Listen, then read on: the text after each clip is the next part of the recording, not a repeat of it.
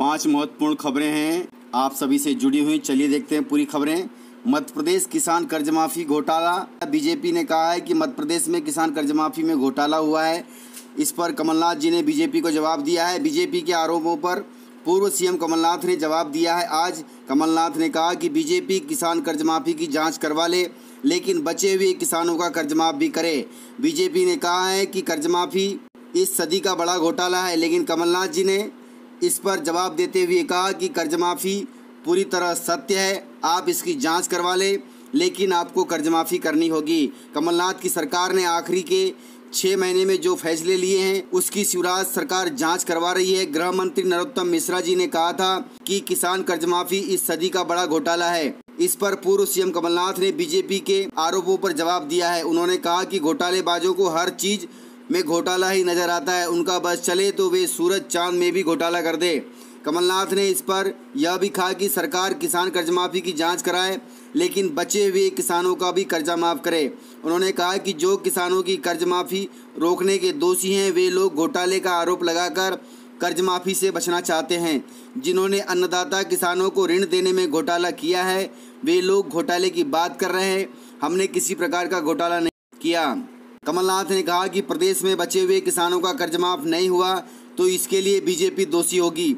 किसानों ने कांग्रेस को वोट दिया था, वह भी किसान कर्ज माफी को लेकर। कांग्रेस ने उन्हें कर्ज माफी का वचन दिया था और कांग्रेस ने उसको निभाया भी है, लेकिन कुछ वादे पूर्ण नहीं हो पाए और उस दौरान सरकार चली गई। उपचुनाव में इसका जवाब मिल जाएगा। तो इस प्रकार से कमलनाथ जी ने बीजेपी पर निशाना साधा है, लेकिन उन्होंने पूर्णतः कहा है कि कर्ज माफी में किसी प्रकार का घोटाला नहीं किया गया है। घोटालेबाजों को घोटाला ही नज़र आता है। आप जितना भी चाहे दोष मढ़ ले, लेकिन आपको किसानों की कर्ज माफ़ी करनी होगी। तो इस प्रकार से बयानबाजी चल रही है।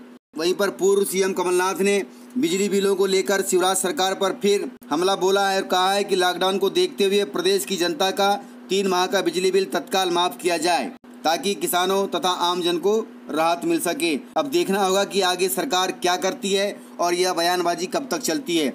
अगली बड़ी खबर है, सीएम शिवराज सिंह चौहान ने श्रम सिद्धि अभियान योजना का शुभारंभ किया है।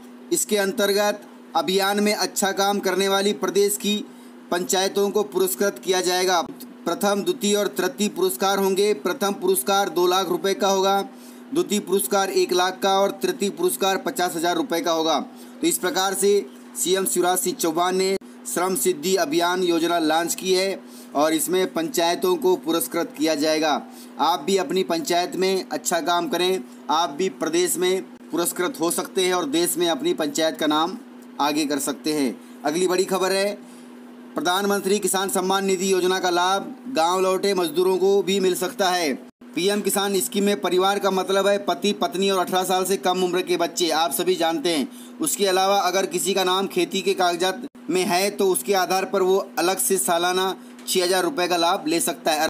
लेकिन आपके पास थोड़ी बहुत ज़मीन होनी चाहिए तो आपको परफेक्ट रूप से 6,000 रुपये सालाना मिल जाएंगे। देश के करीब 10 करोड़ किसानों के लिए बड़ा सहारा बनी प्रधानमंत्री किसान सम्मान निधि योजना का लाभ अब प्रवासी मजदूरों को भी मिल सकता है, बशर्ते वे इसकी शर्तें पूरी कर रहे हों, तब ही आपको इसका लाभ मिलेगा। इसमें खासतौर पर रेवेन्यू रिकॉर्ड में नाम और बालिग होना जरूरी है, अर्थात आपके नाम पर ज़मीन होना चाहिए और आप बालिग होना चाहिए तो आपको सालाना 6,000 रुपये मिल सकते हैं। अगर किसी का नाम खेती के कागजात में है तो उसके आधार पर वो अलग से लाभ ले सकता है, भले ही वे संयुक्त परिवार का हिस्सा ही क्यों न हो। केंद्रीय कृषि राज्य मंत्री ने एक टीवी न्यूज़ चैनल के माध्यम से यह जानकारी दी है। उन्होंने कहा है कि शर्तें पूरी करने वाला मजदूर यदि पीएम किसान निधि पोर्टल पर रजिस्ट्रेशन करवाता है तो सरकार उन्हें पैसा देगी। मजदूर के नाम पर कहीं खेत होना जरूरी होगा। यदि आपने अभी तक पीएम किसान पोर्टल पर अपना रजिस्ट्रेशन नहीं कराया है तो वेबसाइट www.pmkisan.nic.in पर जाकर के फार्मर कॉर्नर पे जाकर के अपना रजिस्ट्रेशन करा सकते हैं और सालाना इस स्कीम का लाभ ले सकते हैं। खेती के ज़मीन के कागजात के अलावा आपके पास में पीएम किसान सम्मान निधि लाभ लेने के लिए बैंक अकाउंट होना चाहिए और आधार नंबर होना चाहिए। ज़्यादातर प्रवासी मजदूर खेती का काम करते हैं। राष्ट्रीय किसान महासंघ के संस्थापक सदस्य विनोद आनंद का कहना है कि शहरों से गांव गए ज़्यादातर लोग अब कृषि कार्य में जुटेंगे या फिर वे मनरेगा के तहत कहीं भी काम करेंगे। ऐसे में जिसके पास खेती है वो पहले अपना रजिस्ट्रेशन किसान सम्मान निधि के लिए करवा ले। इसके तहत आपको हर साल 6,000 रुपये सालाना मिल जाएंगे। किसान संगठन और वैज्ञानिक लगातार इसे बढ़ाने का दबाव बना रहे हैं, जिस पर सरकार सोच सकती है और इस पर अमल हो सकता है। इस प्रकार से मनरेगा की ज़्यादा से ज़्यादा राशि, मनरेगा को कृषि से जोड़ना और प्रवासी मजदूरों को पीएम किसान निधि का लाभ देना, ये सारी योजनाएं ग्रामीण क्षेत्र के लिए बहुत उपयोगी हो सकती हैं। अगली जानकारी है, रोजगार पोर्टल से युवाओं को मिलेंगे रोजगार के बेहतर अवसर। सीएम शिवराज ने रोजगार पोर्टल लॉन्च किया है और उसके लिए सुझाव मांगे हैं। प्रदेश के युवाओं को रोजगार प्राप्त करने के लिए ऑनलाइन पंजीयन की सुविधा के साथ साथ रोजगार प्राप्त करने के हर संभव अवसर प्रदान करने के लिए रोजगार पोर्टल का प्रारंभ किया जा रहा है। इस रोजगार पोर्टल पर आप 26 मई तक अपने सुझाव दे सकते हैं। रोजगार आयुक्त ने बताया कि रोजगार पोर्टल के लिए 15 रोजगार एक्सचेंज का प्रबंधन करने के लिए एक निजी संस्था के साथ समझौता किया गया है। प्रदेश में शुरू किए जा रहे रोजगार पोर्टल के उपयुक्त नाम के लिए लोक सेवा प्रबंधन विभाग के अंतर्गत राज्य लोक सेवा अभिकरण द्वारा नागरिकों से सुझाव मांगे गए हैं। नागरिकगण 26 मई तक अपने सुझाव mp.mygovernment.in पोर्टल पर ऑनलाइन दे सकते हैं और इस रोजगार पोर्टल का लाभ ले सकते हैं। तो बहुत अच्छी बात है। अगली बड़ी खबर है, सिंधिया खेमे ने शिवराज को दिए हैं 678 करोड़ रुपए का प्लान, ताकि आगे आने वाले समय में जो विधानसभा उपचुनाव होने हैं उसमें बीजेपी की जीत हो सके। मध्य प्रदेश में 24 सीटों पर उपचुनाव होने हैं और यह बीजेपी के लिए सबसे बड़ी चुनौती होगी। साथ ही सिंधिया के साथ कांग्रेस छोड़कर आए 22 लोगों का भविष्य भी तय करेगा। ऐसे में सिंधिया समर्थक फिर से जीत की जुगत में दिन रात लगे हुए हैं। भोपाल में सिंधिया खेमे के लोगों ने शिवराज सिंह चौहान से मुलाकात की है। उपचुनाव को लेकर क्षेत्र से ज़्यादा भोपाल में हलचल बढ़ गई है। भोपाल में बैठे दिग्गज नेता अपनी अपनी पार्टी की रणनीति पर काम कर रहे हैं, चाहे वे कांग्रेस के नेता हों या फिर बीजेपी के। गुरुवार को सिंधिया समर्थकों ने सीएम शिवराज सिंह चौहान से मुलाकात की। इस दौरान पूर्व विधायकों ने सिंधिया के सामने 678 करोड़ रुपए का प्लान रखा है।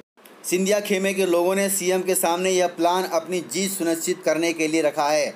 दरअसल सिंधिया खेमे के लोग चाहते हैं कि चुनाव से पहले क्षेत्र में कुछ ऐसे काम कराए जाएं जिससे लाभ हो और जनता बीजेपी को जिता सके। इसमें शामिल हैं इमरती देवी, इंदल सिंह कंसाना और प्रद्युम्न सिंह तोमर।